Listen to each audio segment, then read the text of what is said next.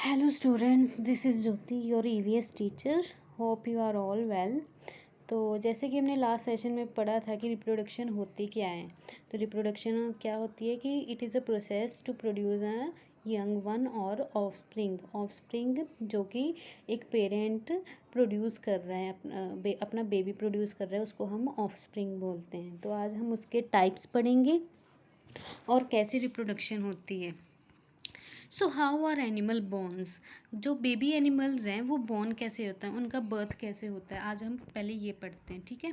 तो जो baby animals हैं वो एनिमल रिप्रोडक्शन के थ्रू बोर्न होते हैं।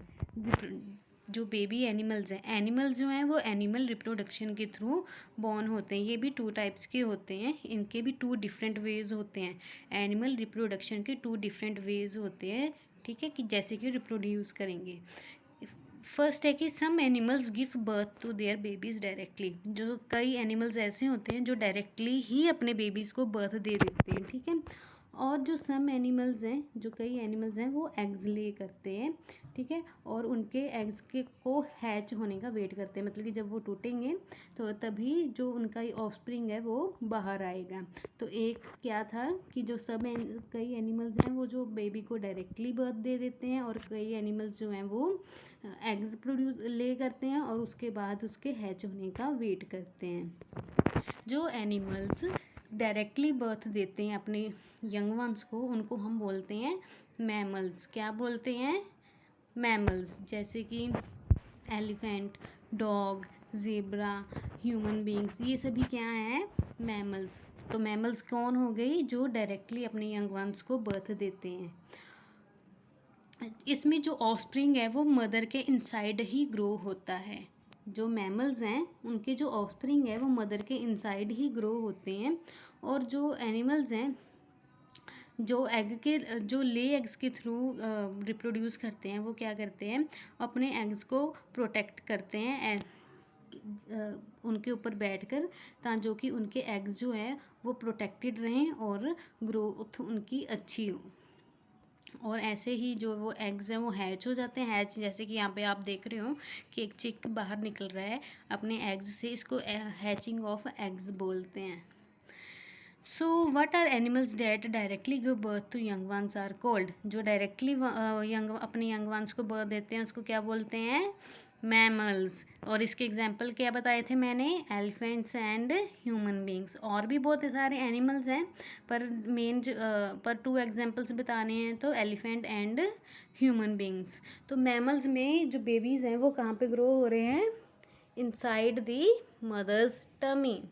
तो एग्जाम्पल क्या हैं जो उनके एग्जाम्पल क्या है जो एग्स ले करते हैं? कौन कौन करते हैं? हैंस, स्नेक्स, फ्रॉग्स और बटरफ्लाइज क्या हैं जो एग्स ले करते हैं। और जो हैंस है, जैसे कि जो हैन है अपने यंग वन को बर्थ कैसे देंगे, और उनका जो बेबी हैन है वो कैसे ग्रो होगा। तो क्या बर्थ कैसे देते हैं? ये वो एग्स ले करते हैं, और जो उनके अंदर बेबी होता है वो ग्रो होता है इनसाइड दी एग। और जैसे कि अब आज के लेक्चर में आपने लाइफ साइकिल के बारे में पढ़ा होगा। तो लाइफ साइकिल क्या होता है? लाइफ साइकिल वो होता है कि it refers to the stage of being born, growing up and then giving birth to produce new offspring. जो हमारे बर्थ से लेके हमारे डेथ तक, यहाँ तक के साइकिल को हम क्या बोलते हैं? Life cycle. तो चलो आप ये बताओ मुझे कि अगर सभी ह्यूमन बीइंग्स हैं वो अगर बेबीज़ को बर्थ देना बंद कर दें तो क्या होगा? मैंने पिछले सेशन में भी पूछा था, अब फिर से बताती हूँ आपको। अगर ह्यूमन बीइंग्स हैं वो बर्थ देना बंद कर देंगे तो वो मर जाएंगे, हम तो मर जाएंगे। फिर उसके बाद कोई भी ह्यूमन बीइंग अर्थ में लेफ्ट नहीं रहेगा अगर हम बर्थ देना बंद कर दें।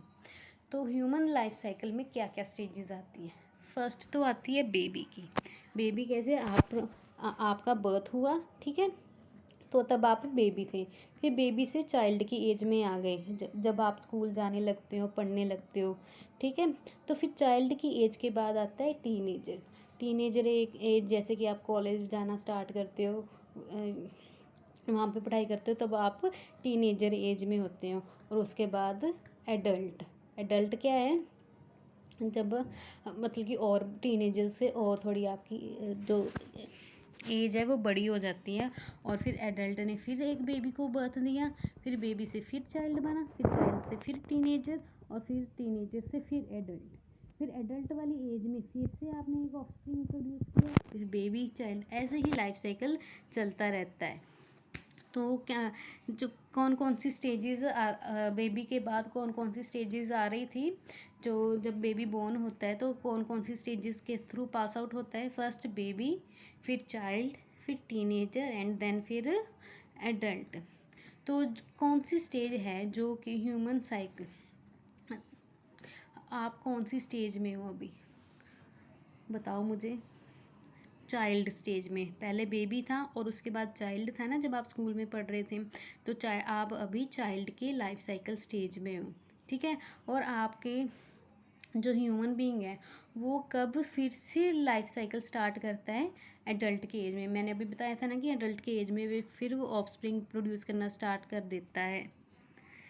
सो आज आज के यहाँ सेशन में हमने क्या पढ़ा, एक तो रिप्रोडक्शन के टू वेज, दो टाइप्स की रिप्रोडक्शन दो वेज में रिप्रोडक्शन होती है, एक होती है डायरेक्टली और एक होती है थ्रू लेइंग एग्स। जो डायरेक्टली देते हैं बर्थ उनको हम मैमल्स बोलते हैं, ठीक है। और जो एग्स ले करते हैं वो कुछ समय के बाद एग की हैचिंग हो जाती है। सो आई होप आपको ये सब कुछ समझ आया होगा, और जो मैंने होमवर्क सेक्शन में जो होमवर्क डाला है वो भी आपने कंप्लीट करके फिर मुझे उसकी पिक्चर सेंड करनी है। ओके।